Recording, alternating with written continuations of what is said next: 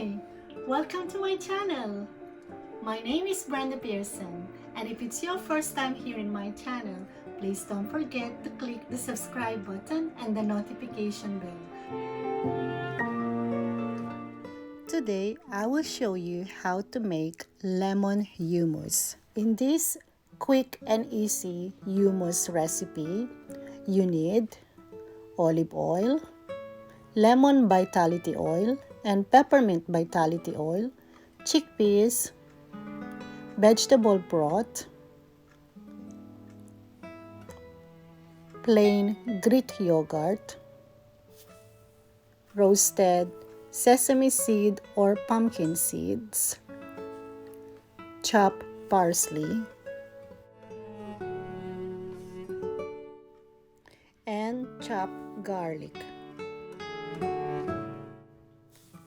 pepper, and salt. Add 1 drop of peppermint vitality oil into the olive oil, then add 5 drops of lemon vitality oils, then set aside. Put the chickpeas into the blender.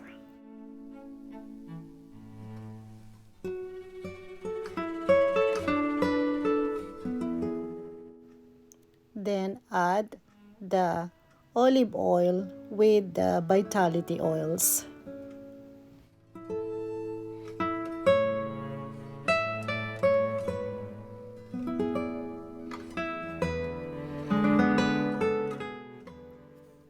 Add the vegetable broth.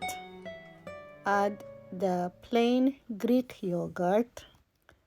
Add the roasted pumpkin seeds. Add the garlic and the chopped parsley. Then season with salt and pepper.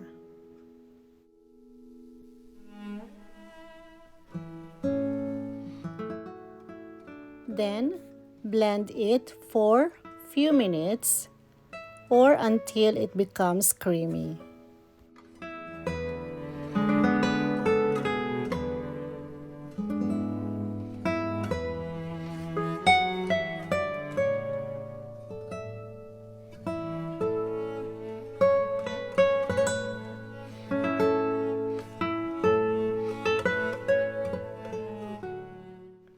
There you go. Now it's ready to be served.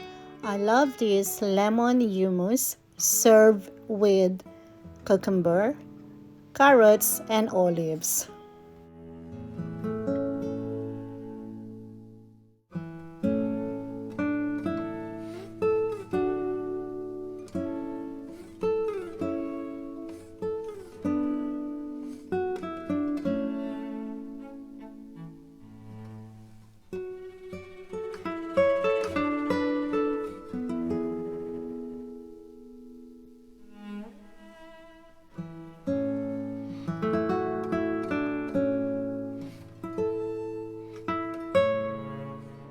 I hope you enjoy watching this video, and please don't forget to give me a thumbs up and leave some comments. Thank you for watching, and see you again. Bye for now.